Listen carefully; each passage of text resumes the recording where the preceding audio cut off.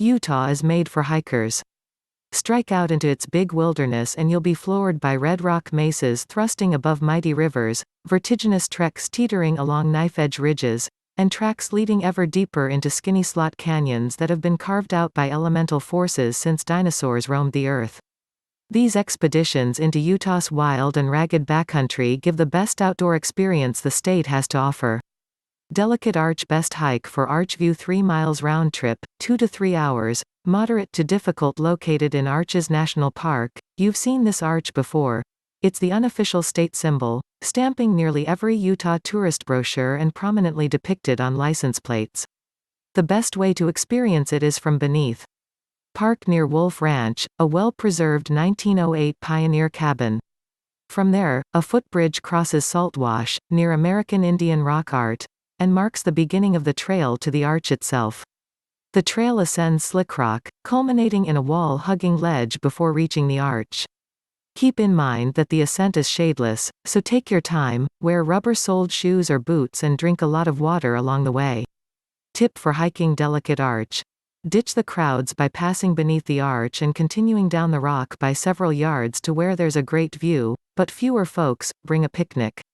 If instead you drive past the ranch to the end of the spur road, there's a 50-yard paved path, wheelchair accessible, to the lower Delicate Arch viewpoint. Landscape Arch best hike for families 1.6 miles round trip, 30-minute 1 hour, easy to moderate among the world's longest natural stone spans in Arches National Park. Landscape Arch is a spectacular ribbon of rock reached via a moderate gravel trail with spurs of interest. Landscape Arch lies 0.8 miles along the Devil's Garden Trail at the northern end of the main park road. Along the trail, don't miss the short spurs, 0.5 miles, to Tunnel and Pine Tree Arches. From the trailhead, you'll thread through sandstone fins that stand on end like giant wedges. A third of a mile in, bear right at the fork and head downhill to Tunnel Arch, on your right, and the 45-foot Pine Tree Arch, on your left. High on a cliff, aptly named Tunnel Arch looks like a subway tube through the Entrada sandstone. In contrast, Pine Tree Arch is meaty, with a bulbous frame around its gaping middle.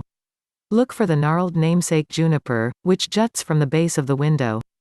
As you approach Landscape Arch along the main trail, the terrain opens up, revealing long views to distant ridges and a vast expanse of sky. In the past, visitors could hike right beneath the elegant 306-foot sweep of desert-varnished sandstone, longer than a football field. But in 1991, a 60-foot slab of rock fell from the arch, nearly killing several hikers. When you notice the cracks on the left side of the arch, it's easy to understand why the National Park Service, NPS, closed the trail. Facilities include restrooms, picnic sites and drinking water. Chesaler Park, Joint Trail Loop best overnight hike 11 miles round trip, 1 to 2 days, moderate overnight hike, moderate difficult day hike. This trail, located in Canyonlands National Park, loops across desert grasslands, past towering red and white striped pinnacles and between deep, narrow slot canyons, some only 2 feet across. It also gives great perspective on the Needles. Elevation changes are mild, but the distance makes it an advanced day hike. Keep in mind that you won't find any water. For most hikers, the trail's illustrated Needles District map should suffice, but if you're inclined to wander, carry a 7.5-minute USGS map. Park at the Elephant Hill Trailhead, 3 miles from Squaw Flat Campground.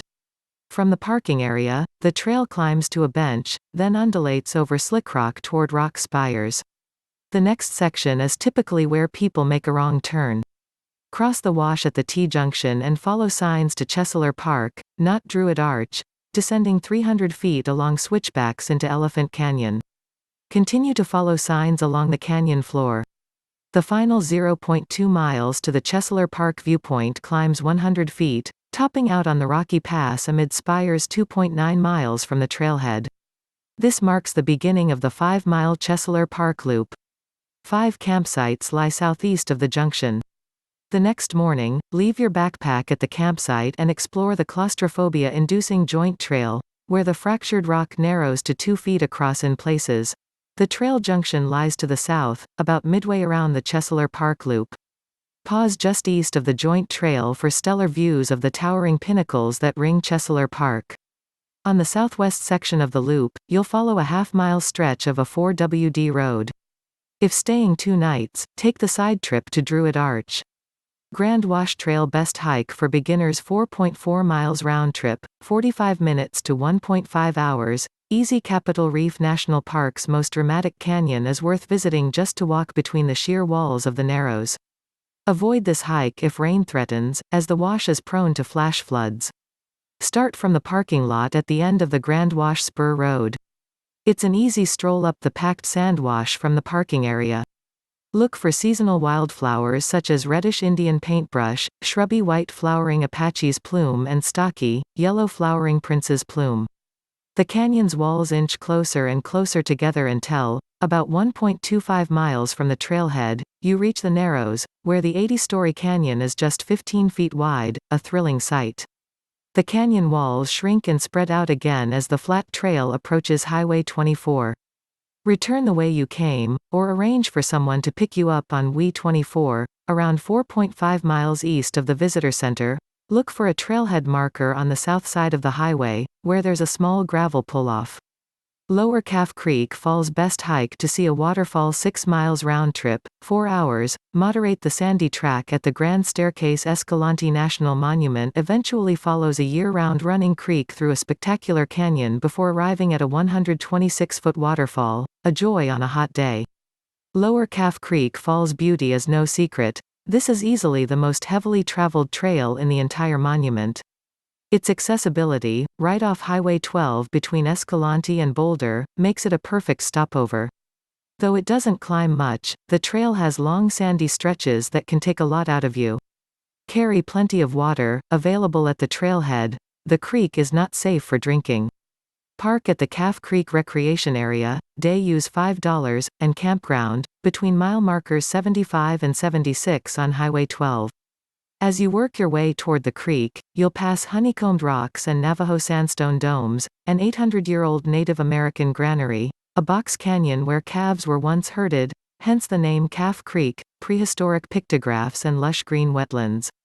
Past the last bend, the trail ends in an amphitheater of rock with a 126-foot-tall waterfall with a thin stream cascading into a large pool.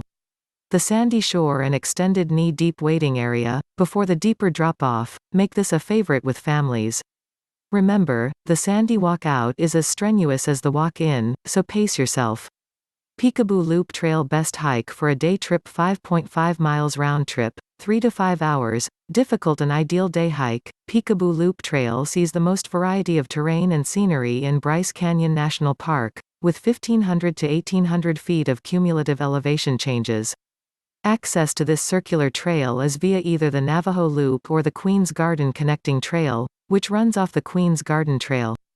The following description starts from Bryce Point. If starting from Sunrise Point it's a 6.6-mile hike. From Sunset Point it's 5 miles. The Peekaboo Loop Trail is also a horse trail, so expect to see occasional riders. They move slowly, so you'll have plenty of advance warning. Stock animals have right-of-way. Step off the trail and let them pass undisturbed. If you don't want to navigate around horse droppings, consider another route. But views here are among the park's best, particularly of the Wall of Windows, the Silent City and the Fairy Castle. You'll also find shady spots to rest, a picnic area and pit toilets. The latter are on the loop, just west of its intersection with the connecting trail to Bryce Point, and only open during summer.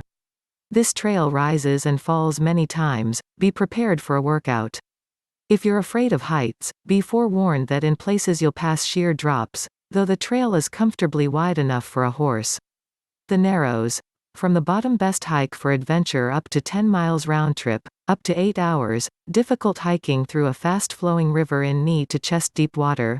The canyon walls seem to grow and press in on you.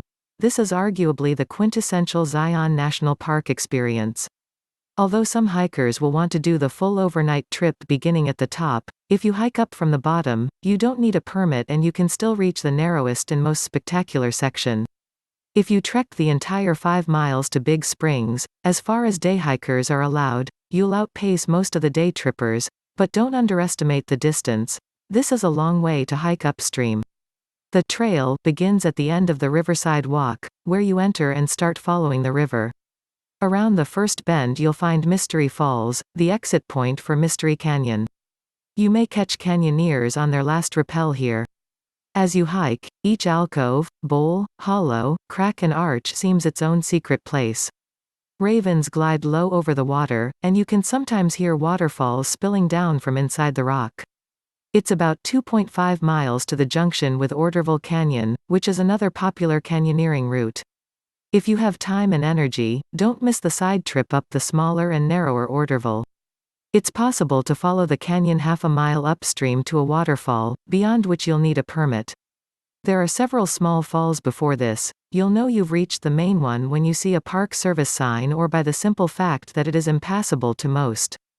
However, there is an admission price of sorts to the canyon. About a quarter-mile upstream is a small pool that you'll need to swim across to continue.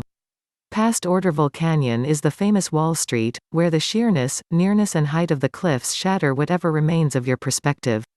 After this section, the canyon opens slightly again. The water gets periodically deeper, usually requiring swimming in places, and your fellow hikers thin out. After the 4-mile point, you'll negotiate a series of huge boulders, and the canyon, though gorgeous, becomes somewhat less otherworldly. At 5 miles you come to Big Springs, a fern-fringed rush of water much larger than anything so far. Here day hikers are required to turn around. While it can take up to 8 hours to do the full round trip to Big Springs, set aside a minimum of 5 hours so you'll at least have time to reach Wall Street. Don't forget you also have to hike the Riverside Trail back to the Temple of Sinawava. Here and now, Moab, Utah Lonely Planet contributor Greg Benchwick ventures deep into the Utah desert for some serious mountain biking over canyon trails. Tips for hiking in Utah: check the websites for Visit Utah and the National Park Service for maps and details on trails, permits, getting around and weather conditions. Park visitor centers can advise on trails and help arrange permits for backcountry hikes. The majority of trails are marked with cairns and signed at intersections. Advance reservation is essential for campgrounds in season, generally March to October. Hiking is possible in summer, when temperatures can reach 100 degrees Fahrenheit, 38 degrees Celsius, but try to avoid the midday heat and carry sufficient water and sunscreen.